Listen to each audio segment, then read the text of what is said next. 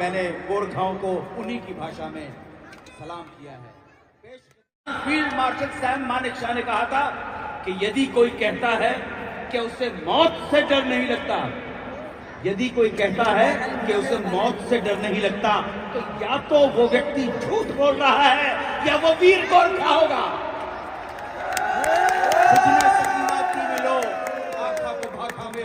मुटू मुटू मा प्रीत बनी भरी न सक्षुमा, अधर अधर्मा गीत बनी भरी न सक्षुमा, संसार ले मिलेला लाए रे के करो संसार ला। ये मैंने गोरखाओं को उन्हीं की भाषा में सलाम किया है। पेश खिदमत है खुखनी नृत्य। इंडियन आर्मी की 11 गोरखा राइफल्स के 45 वीर गोरखा सैनिक आपके सामने हैं। इनकी training 11 Gorkha rifles regimental centre Lucknow में हुई है। टीम के लीडर हैं नायब सूबेदार दिनेश तमंग। नमस्कार नेपाली मित्रों, भारतीय सेना अध्यक्ष उपेंद्र द्विवेदी ने नेपाल से अपील की है कि नेपाली युवा दोबारा से भारतीय सेना में शामिल होने की प्रक्रिया शुरू करें। यानी भारत द्वारा नेपाल को अपील की गई है कि आप अपने युवाओं को भेजिए हमारी सेना में। अब नेपालियों का कहना है कि हम आएंगे तो पूरी लाइफ टाइम के लिए आएंगे, लेकिन इंडिया का कहना है कि केवल 4 साल के लिए। तो अब सही चीज जानिए, सोशल मीडिया की बात छोड़ दीजिए, सच क्या है वो जानिए। पहले नेपाल से लगभग 12 से 1500 लड़के नेपाल के हर साल भारतीय सेना में भर्ती होते थे।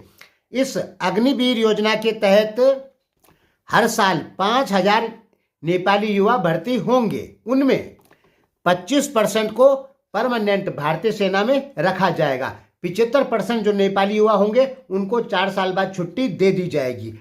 इन जो 75% युवाओं को छुट्टी दे दी जाएगी तो ये 4 साल में कमाएंगे 40 लाख रुपए नेपाली करेंसी। इसके बाद इनको कुछ नहीं मिलेगा। केवल 25% युवा ही परमानेंट भर्ती होंगे भारतीय सेना में।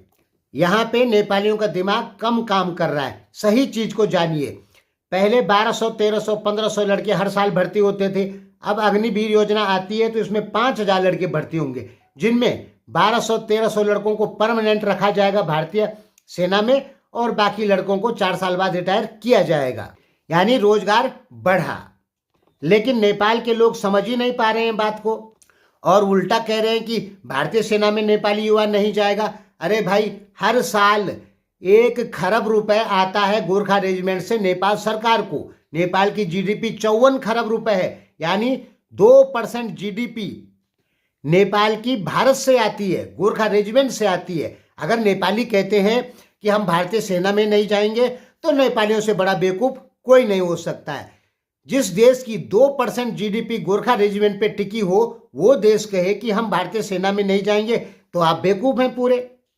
अच्छा खासा रोजगार मिल रहा है और अब तो लड़ाइयाँ होती भी नहीं हैं, और जो लड़ाइयाँ हो भी रही हैं वो ड्रोन से हो रही है, साइबर वार हो रही है। यानी अब तो खतरा उतना भी नहीं है।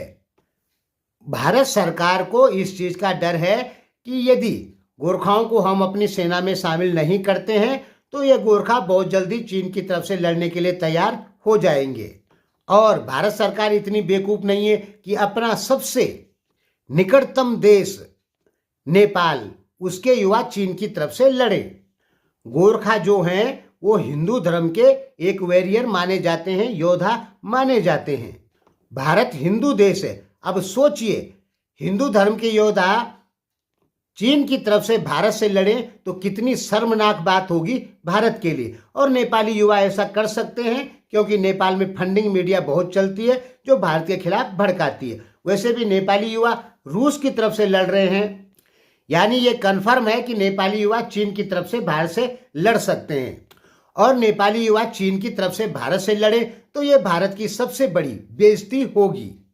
इस कारण भारत चाहता है कि नेपाली युवा हर हाल में भारतीय सेना को ज्वाइन करे, लेकिन नेपालियों के लिए भारत अपना रूल चेंज नहीं करेगा।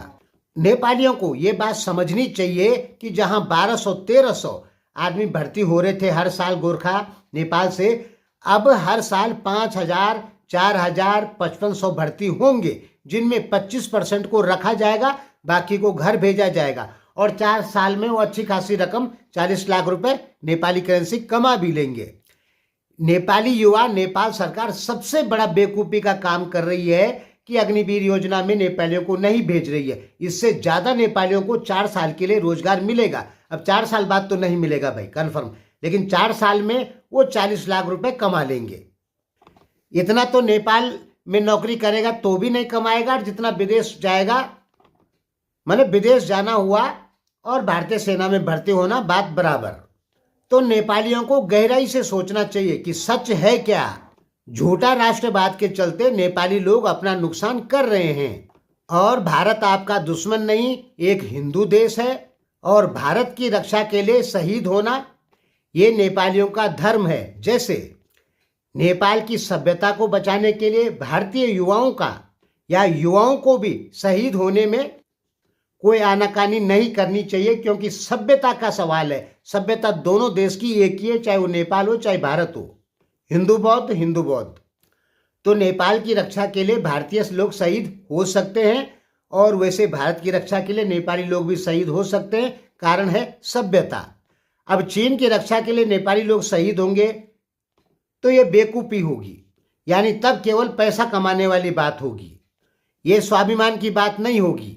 जैसे इंडियन गोरखा लोग कहते हैं जय हिंद, हिंद की जय हो, तो हिंद में नेपाल भी पड़ता है, भारत भी पड़ता है और गोरखा लोग भी हिंदू ही होते हैं।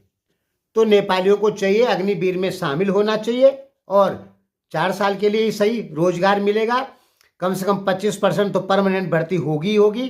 धन्यवाद।